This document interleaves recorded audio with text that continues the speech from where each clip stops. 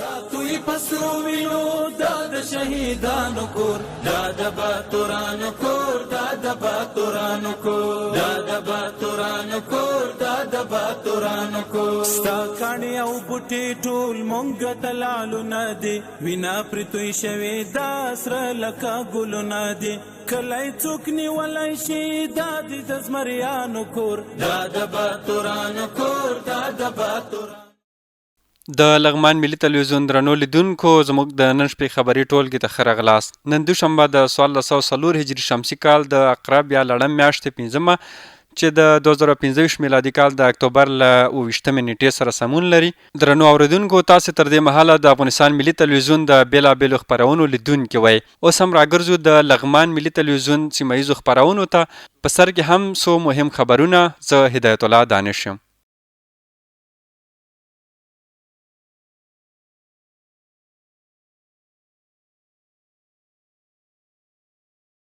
بسم الله الرحمن الرحیم. د مرکز اړوند شمټي او قوالخیلو سیمو مشرانو د لغمان والي سره خپل ستونزې شریکې کړې. د لغمان والي قاری بختیار معاذ په خپل کاري دفتر کې د مرکز اړوند شمټي او قوالخیلو سیمو له مشرانو سره جلا جلا ناستې وکړې. په دغو ناستو کې مشرانو د لغمان والي له هڅو مننه وکړه چې تل د خلکو غږ اوري، سیمو ته سفرونه کوي او د ستونزو په حل کې هڅې کوي. د قوالخیلو مشرانو غوښتنه وکړه چې د سیمې د سړک د جوړېدو لپاره د همکاري وشي. همداراز د شمټي سیمې مشرانو د سړک د ترمیم غوښتنه وکړه ترڅو خلک وکولی شي په اسانه خپلو سیمو ته تګ راتګ وکړي. لغمان والي قاری بختیار معاذ د یادو مشرانو څخه مننه وکړه او ډاډ ورکړ چې د سړکونو د جوړېدو او ترمیم لپاره به له اړوندو ادارو سره په ګډه اقدام وشي ترڅو ستونزې هوارې شي. د لغمان ولایت د غصب د مخنیوي کمیسیون مسؤلینو د لغمان والي قاری بختیار معاذ سره ناسته وکړه. د دې خبر نور جزئیات زموږ همکار زین الدین حقیار راکوي. په دې ناسته کې د لغمان والي ترڅنګ د کمیسیون مشر مولوي عبدالستار محمد او د کمیسیون نورو غړو ګډون کړی و. لغمان والي په خپلو خبرو کې ټینګار وکړ چې د غصب مخنیوي کمیسیون باید خپل فعالیتونه لا چټک کړي، د قانوني اصولو په رڼا کې دې کارونه مخته یوسي او د خلکو ستونزو ته شفاف، عادلانه او مؤثر حل لار ولټوي. ښاغلي معاذ زیاته کړه هیڅوک حق نه لري چې د قانون خلاف ځمکه غصب کړي او موږ به د غصب پر وړاندې کلک دریځ ولرو. ورته مهال د غصب د مخنیوي کمیسیون مسؤلین وویل چې تر دې دمه یې د ولایت په بیلابیلو سیمو کې ګڼې دولتي ځمکې بیرته راګرځولي او ژمنه یې وکړه چې دا لړۍ به لا پیاوړې او پراخه شي. لغمان کې سږکال د شولو په حاصلاتو کې زیاتوالی راغلی. بل ورته بزګران له ترلاسه شویو حاصلاتو خوښ دي، خو وایي که د کرنې او مالدارۍ ریاست ورسره د تخمونو او سرې په برخه کې مرسته وکړي، حاصلات به یې لا زیات شي. شولې د نورو کرنیزو حاصلاتو په پرتله زیات اوبو ته اړتیا لري او تر ډیره په هغو سیمو کې ښه حاصل ورکوي چې ګرمه هوا ولري.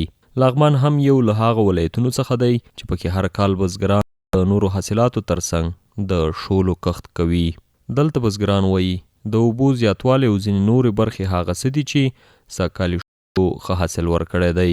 سږکال حاصلات د شولو ټولو خو فصل هم خو او باران دومره د شولو د تاوان نه ورسولی. انشاءالله سږکال حاصلات یې خو دلته مختلف ځمکې دي، څوک یو جریب هم لري، 10 جریب هم شته، 15 جریب هم شته. موږ خپله تقریبا یو جریب کې ځمکې کې شولې کرلې وي. یو جریب کې چې دی دا که چېرته شولې ښې نو زیاته موزي لږه موزي، خو د شولې پورې فرق ده. نو څومره چې ښه شولې مغونه زیات حاصلات کوي. سږکال اوبه هم ښه داسې لکه پروسهګان غوندې نه و. پروسه کال غلې وشو، ټول فصل مسلمانان یې دا دیګانان یې ټول یې هغه کې در په دره کې. اوس سږکال یې ښه ده.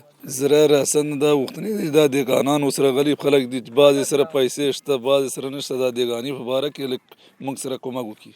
بل لور ته د کرنې او مالدارۍ ریاست مسؤلین وایي له بزګرانو سره همکارۍ ته ژمن دي. د لغمان مرکز، الینګار، الیشنګ او قرغیو ولسوالیو کې معمولا شولې کرل کېږي.